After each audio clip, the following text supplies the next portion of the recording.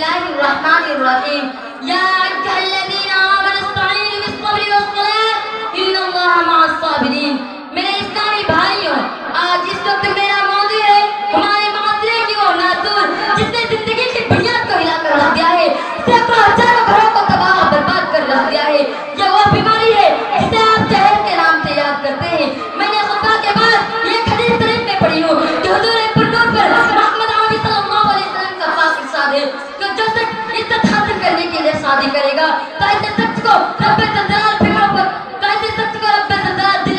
کچھ نہ دیں گے، اور جو شخص مال کے لالچ میں شادی کرے گا تو ایسے شخص کو جلت کے فکر و فقا تک نصیب کے سوا کچھ نصیب نہ ہوں گے.